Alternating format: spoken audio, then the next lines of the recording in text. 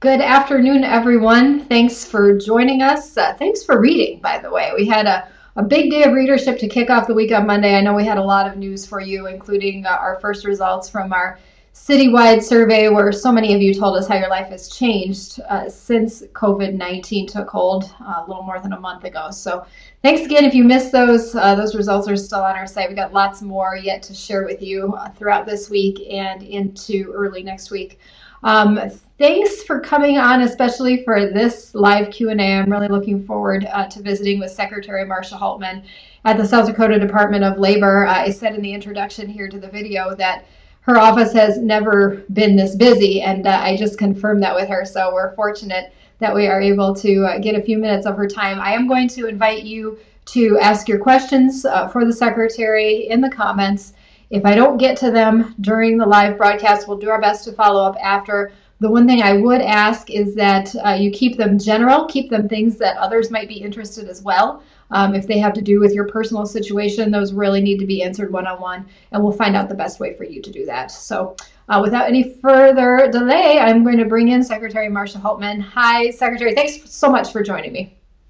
Thank you for having me this afternoon. I appreciate any opportunity to share information with your viewers.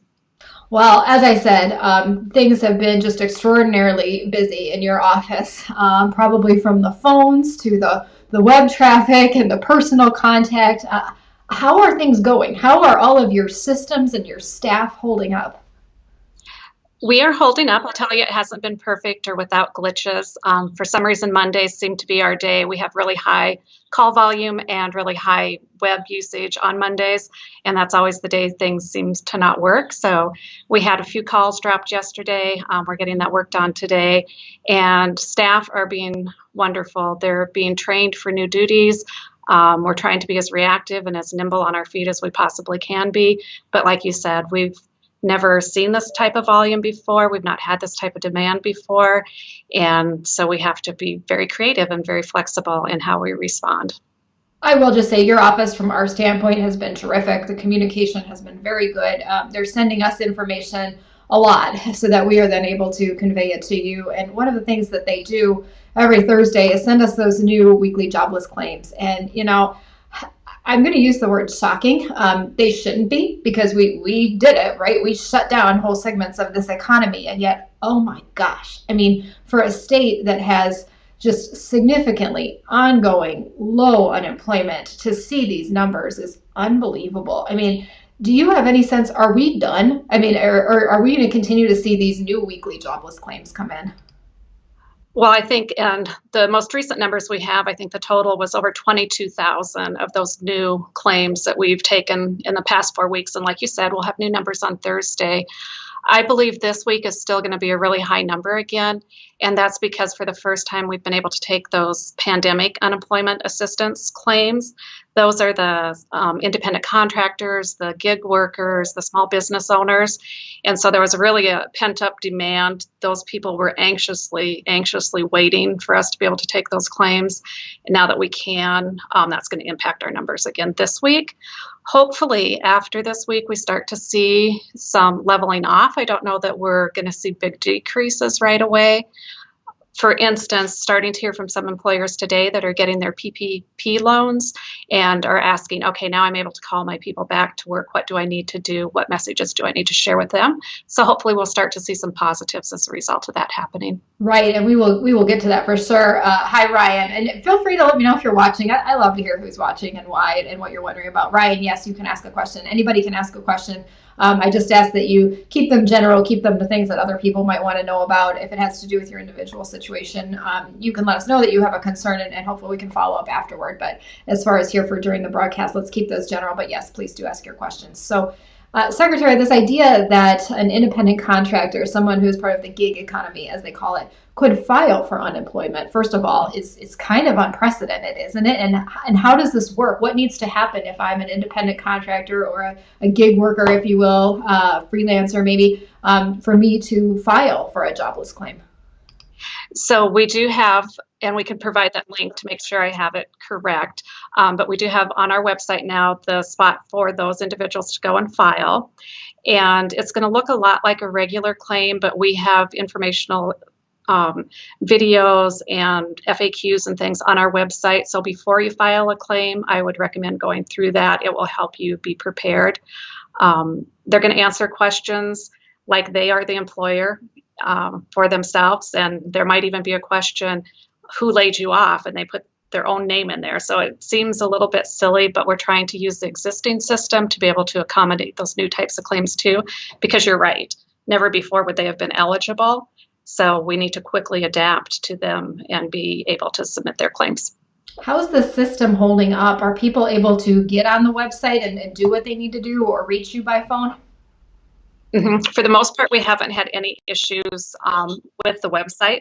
Yesterday, there were a few minor glitches, but we think it was more service providers and not anything to do with the servers on our end.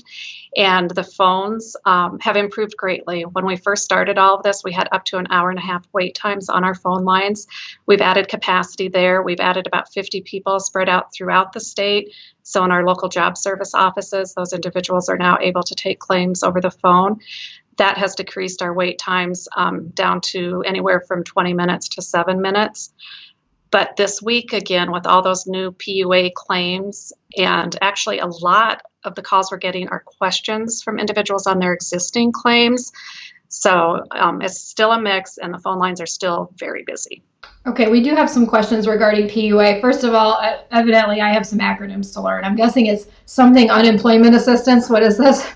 Yes. Pandemic. Unemployment. I should have got that. Okay.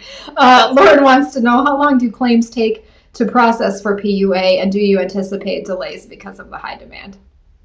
It's going to take probably 4 weeks for a PUA claim to be processed, because we have not only those claims, but all the other claims that we need to work through. And that's from the time they hit submit or whatever it is? Correct. And the only comfort I can offer to people, and I know it's very small comfort, is everything's backdated. So they can backdate even prior to today's date, or when they filed it. It can be prior, or it can be backdated to the date that they had to close their business or that they were laid off from a business. So I know that's a small comfort when you're anxiously awaiting that first payment, but we will eventually catch up. Okay, and I think you got Sean's question there too, because he wanted to know about the processing time. Again, she said 4 weeks. And with PUA, can they backdate it? They can backdate it. Correct. How far back? To the date we signed the agreement with the feds, which was March 29th. Okay. Ryan wants to know, is there a phone number that he can call to ask about his weekly benefits? Yes, and that phone number is 605-626-3179. 605-626-3179. Correct. Okay. We'll see if that, I tried to add it to the comments too. Yay. Okay, it worked. Thank you. And I'm going to give you one more too, Jody. Sure. Another number is 605-626-2452. Okay. Are your physical offices actually closed? I mean, I always associate you in Sioux Falls with the office off of East 10th Street, right over by Fairfax. Can you even go in person at all, or is your team handling everything virtually? Our offices are closed to the public, but because of the resources that we need to be able to take claims and file claims, we do have people in office. So we're practicing all the social distancing. We're screening people when they come to work. We're sanitizing everything constantly, and we have reduced staff on site so we can really keep those numbers manageable. So that's all done through staggered scheduling and such. The majority of our unemployment staff are housed in Aberdeen, but in our goal to increase capacity, we're training people. It was so much quicker for us to train existing staff that have some knowledge of unemployment insurance. They know the mainframe, they know our computer systems. So to get them up to speed still takes about a week to train somebody. But if we hired somebody cold off the streets with no experience, we're looking at a month to train someone. So it really is our quickest option to train those in-house. Okay. Kelly would like to know, speaking of PPP, if a person received PPP, are they still eligible for unemployment? So most likely not if you're called back full-time. And you cannot refuse that employment. If your employer had laid you off temporarily and they say, okay, now I've got hours for you, you can come back full-time, they're most likely not going to be eligible. And again, they can't refuse that employment because that will make them ineligible. However, if their employer only calls them back for part-time hours, they may still be eligible. And please, if your employer calls you back and you filed a claim, don't cancel it.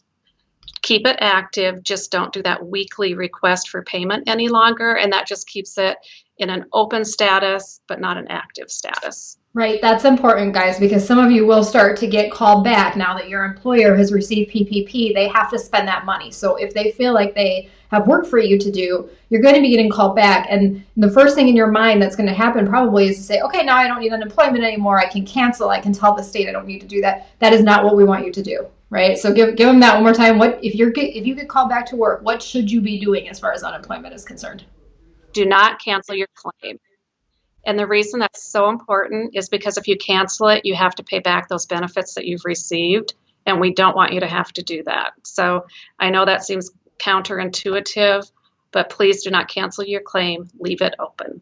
Okay. And the other thing that's important, because I know many of you have not used this system before, you're not familiar with this, but you do need to go in and file to keep this active, right? How does that work, Secretary?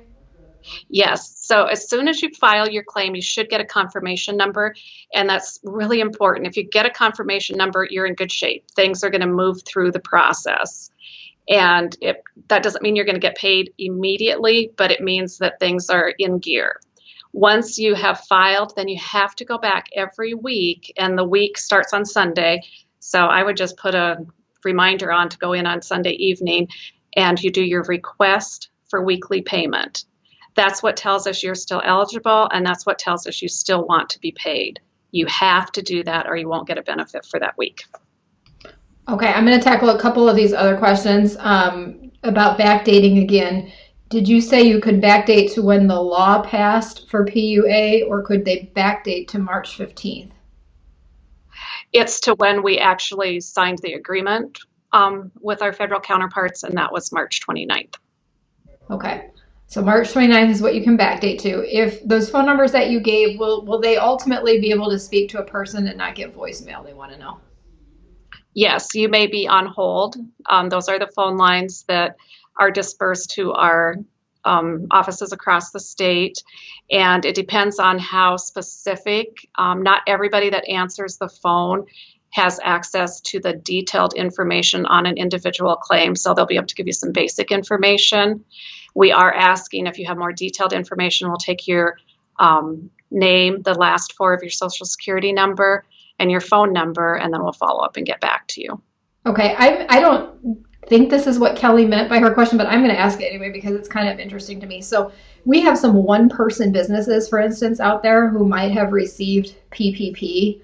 Would they also be eligible for unemployment, or is it through the independent contractor type of arrangement, or are you one or the other? You're either incorporated and able to receive PPP, or you're considered an individual and you're going to be getting unemployment.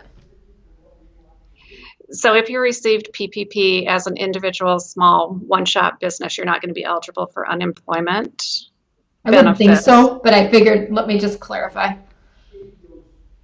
Okay. Samantha wants to know, does eligibility not determined? What does that mean? That means there is a question on your eligibility, and that's going to require some human interaction with your claim. It may be just in how you answered a question, and we have so many first-time users that they're answering questions that are causing us to have to take a second look at their claim. It could be the reason for your last separation. Were you laid off, or were you fired, or was it COVID related? You might have reportable income from other sources, and we have to check on that reportable income and verify that. We have a lot of people that have worked out of state, and we have to contact those other states and get the wages from the other states, and that can slow down a process as well. We've had many individuals that have entered their social security number wrong or addresses wrong. So those are small things, but they still require human interaction to fix them and for the claim to be able to move forward in the process. I'm getting a sense of what your office must be dealing with. Oh my. Okay. Question from Melindell. Do you still file every Sunday even if you haven't heard anything back yet? Great question. Yes. Even if you haven't heard anything back, as long as you got that confirmation number when you first filed, make sure you go in every Sunday. Okay, if you got a confirmation number, guys, go in on Sunday. You guys will take it from there, right? Okay. There's PUA guidance on the website. Sean says it says something can go back to February of 2020. And now I'm fact checking myself, Jody. Can I follow up with you? Because there are Yes. different dates for PUA. And actually, Sean is probably correct that PUA can be backdated further. So I apologize. I don't Okay. want to lead people astray. That's okay. And I will get in touch with you after this so you can post that correct information. Okay, we will do that. Well, Sean, we'll follow up in the comments. So thank you for that. I will just tell you guys, these programs are changing all the time too, and many of them are new. So I'm sure it's a lot to keep track of, Secretary. And I know I've got it on my desk somewhere, but I'm not going to turn away from the camera and try to find it. Any common questions that you're receiving from people that have not come up already here? You guys have asked some great questions, so thank you for that. But anything else that your office is fielding that you think we should address? A very common question and a misunderstanding. A lot of people have a full-time job and a part-time job. And if they lost that part-time job, they believed they were eligible for benefits for that part-time job. But if you still have your full-time job, the wages from that are going to make you ineligible for unemployment insurance benefits. So just a scenario, maybe I work my state job during the day and then I wait tables at a local restaurant. And that's income that, contributes to my family and helps us meet our needs. But if I still have my full-time job, I'm not going to be eligible for benefits. And that really came as a surprise to a lot of people. So I don't know, Jody, if that makes sense to you or if I need to restate that in another way.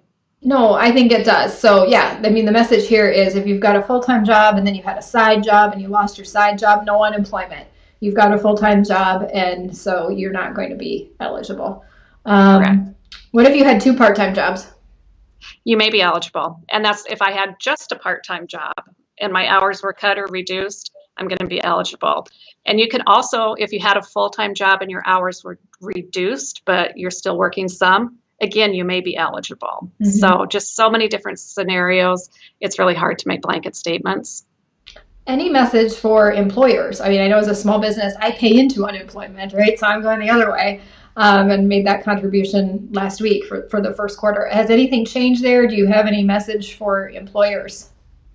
Again, with employers, just to keep communicating with us. If you're calling individuals back to work, send us a list of names. That's really helpful.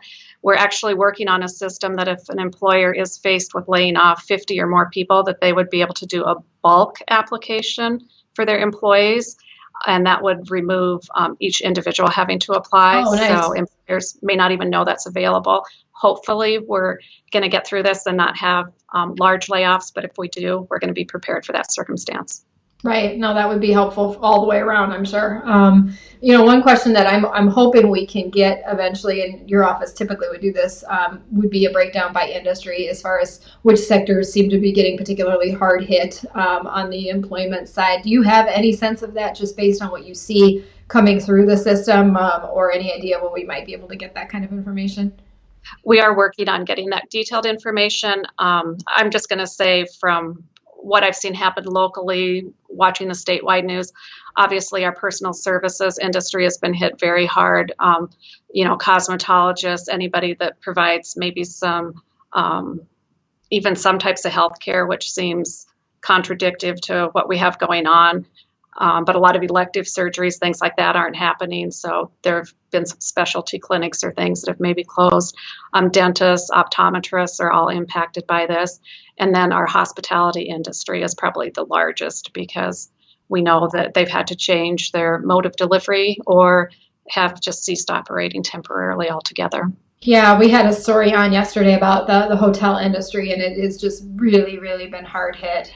So difficult to keep people employed when literally there are so few guests in these hotels. So hopefully that turns around here before long, but I know right now you do have a lot of people going through on that. Okay, we have more questions, so I will get to those now.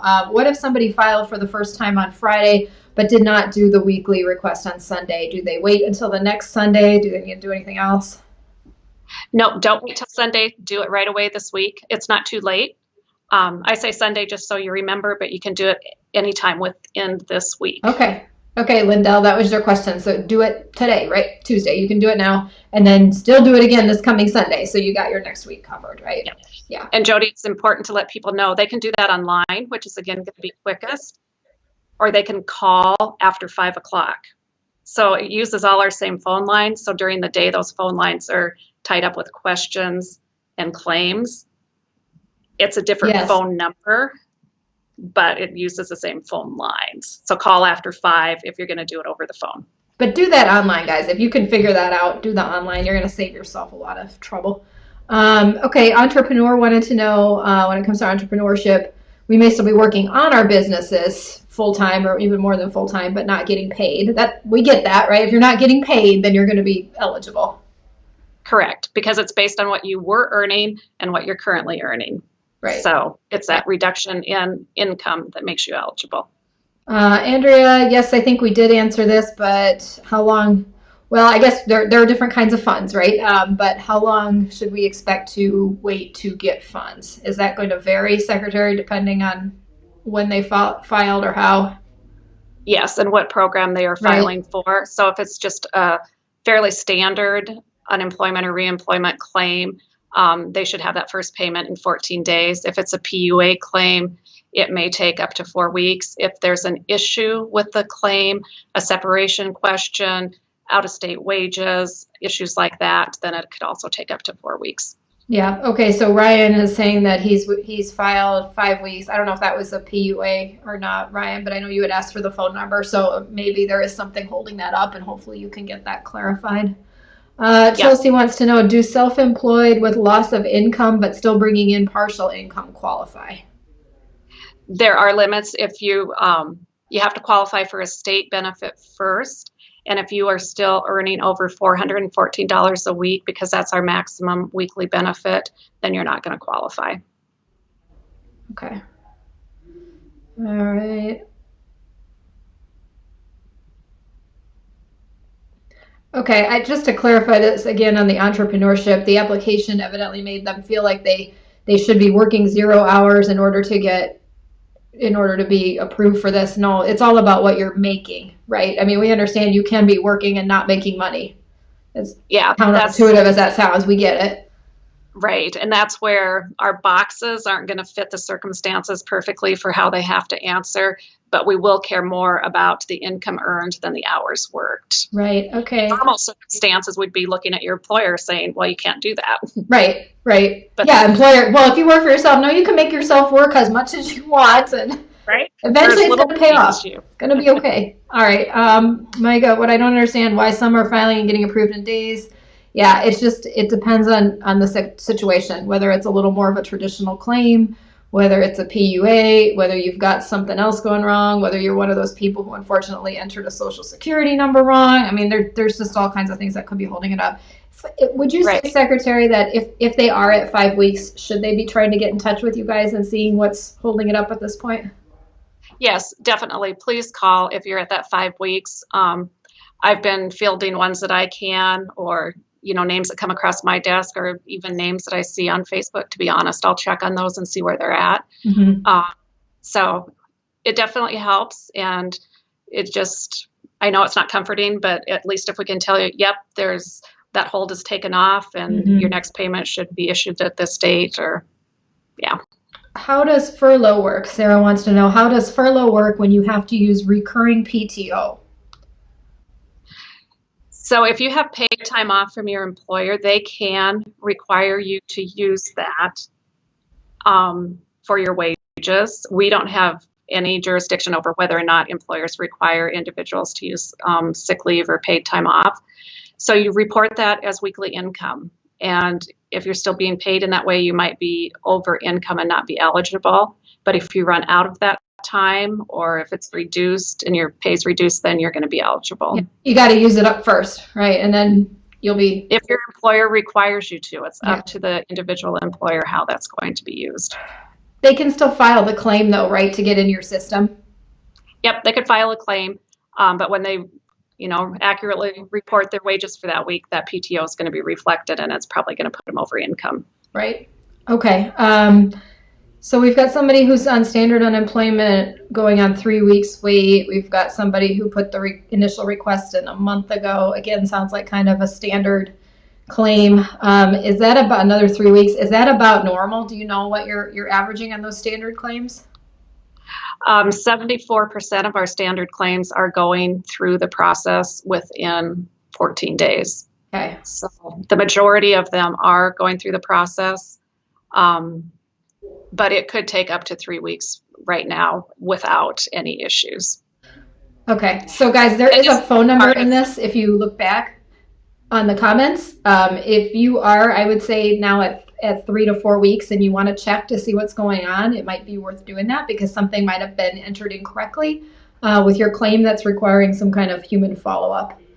We are getting a lot more questions here. Go ahead, Secretary. Sorry about that.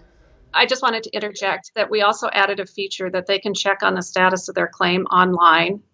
So if they log back in with their username and password, they'll be able to get a status update there as well. That's not going to give them full details, but will give them some information on their claim. Okay.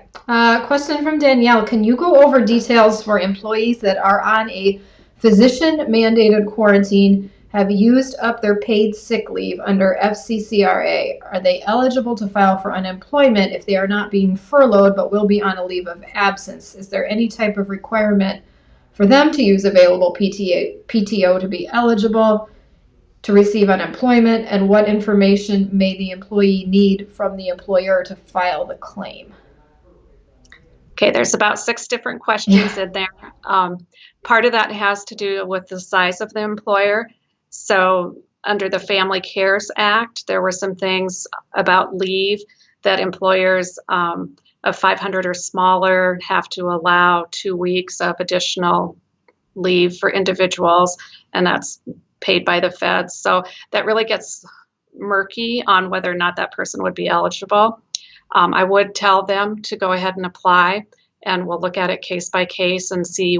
It really gets down to if they're still being paid or not and where that income is coming from. Okay. Question from a self-employed person who applied for the first time, thought the application was kind of confusing. If they did it incorrectly, will they have a chance to verify or correct the information? Yes, and you can go back in, you can log back in and edit some of your information. But again, the really important thing is that they stuck with it till they got to the confirmation number stage. So hopefully that person did receive a confirmation number, and that means that things are moving to the next step of the process. Okay. Question from Lynn. What if some contract work comes up, but it's limited because of COVID? Do you just claim when you get contract work paid?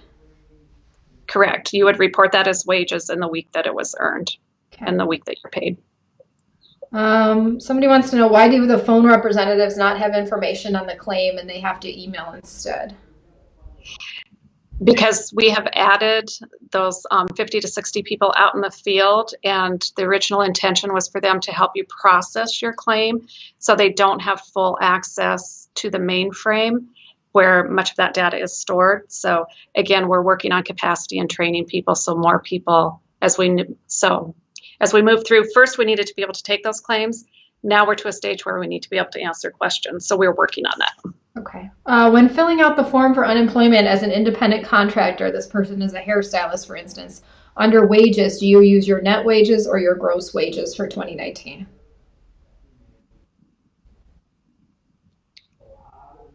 I don't know for sure, so I don't want to give an incorrect answer. So again, we'll follow up and we'll provide your viewers with that correct answer. Yeah, her team is really good, you guys. They'll be looking at the comments on here. So if you don't get your question answered during the broadcast, I think they're going to follow up with you. What is the deadline for employers to respond? Someone wants to know. Like if we have a question with an employer about a separation or something. Well, do the employers have to confirm the claim? So they have 8 days typically, but we're actually moving some claims when we can. If there's not another issue, we'll actually move the claim forward before we hear from the employer right now. Again, on the self-employed question, somebody said, what if you worked hours but got 0 paid? Do you put number of hours worked and 0 earned? Correct. Okay. So yes, you can document that you worked, but just say you didn't make anything, and that way it won't affect your claim. And I've already had an answer on the previous questions. They do net wages. You do the net. So the hairstylist question, that's the net wages. Here's one. Somebody has a question about hiring. How do we get people hired? We have 3 openings, and they're looking for people. Is your office still helping facilitate that? Thank you for that question. Yes, we are. And again, there are lots of employers that are hiring right now. So though I know people are anxious and really waiting for those payments that may be coming, we can still facilitate. And again, our online job bank has thousands of jobs that are open and available right now. So employer, if you're looking to hire people, call our office and let them know. We want to know everybody that's actively searching. Okay, fantastic. Great question, actually. And I'll take one more, and then we'll let the secretary go. From Sherry, if you're a small business with no employees, is there anything that will help pay the lights, Wi-Fi, and insurance? This sounds like maybe PPP, but I don't know that for sure. Yes, that sounds exactly like the intention of either the PPP loans through the Small Business Administration, and I know the Congress is working on more funding for that program. And I believe the governor also did a program at the state level, and you can apply through the Governor's Office of Economic Development for those loans. Yeah, Sherry, good starting place would be your banker, I would say, on that. Your banker or your accountant, either one of those people could probably get you pointed in the right direction. Secretary, before I let you go, anything else that you want to add based on the questions here, or that you think would be valuable for the viewers to know? You know, I've been in past weeks really asking people to be patient with us, and I understand we've moved back past kind of that stage where maybe patience is even a possibility, but do still encourage everybody to just be considerate that the people that are answering the phones are really doing the best they can. We're working on training every minute that we can possibly train, and that we will get your claim processed and we will get those benefits paid. All right, thank you. Keep it up. I know your team is just taxed beyond belief, and I know a lot of people out there are stressed themselves and they're anxious and they're trying to get through this and they're trying to figure it all out. So I sympathize with all of you. I appreciate your time. And if you did ask a question, do keep watching the comments, because it's very possible that somebody from the Department of Labor is going to hop on there or message you or respond and try to get you pointed in the right direction. Again, there are a couple phone numbers in there, so don't hesitate to use those or to go online and to do your best to navigate through that way. But point being, there are people in place to help you. There seemingly are more people all the time who are getting trained to staff this up. So I will just wish you all the best, Secretary. We'll stay in touch with you and with your office, and maybe we'll do another one of these again soon. All right. Thank you so much for the opportunity. All right. Thank you. Have a good day. Take care. Thanks, everybody, for watching. Come back with us tomorrow. We might even have a couple videos tomorrow. I don't know. This is all kind of in flux anymore. So I know for sure we're going to be talking to Randy Burry, the president out at Good Samaritan Society. Lots of challenges over there. They're working through it the best they can. He has just been in the thick of this since the very beginning. So Randy's going to have some good insight to share with you. And then on Thursday, excited to be joined by the president over at Dakota State, Dr. Griffiths. She's just always a great interview, and I look forward to hearing how everything is going there too. If there's anyone you would like to hear from, any newsmakers that you would like to know a little bit more from or ask some questions of, do let me know. You can put those in the comments. You can send us a message as well. We'll do our best to get those people scheduled. Other than that, we've got another big day of news, so if you want to catch up on things, more to come throughout the day today over at www.siouxfalls.business, or of course here on Facebook as well. I'm going to get back to phone calls and get back to writing, but I will talk to you again tomorrow. Have a great rest of the day.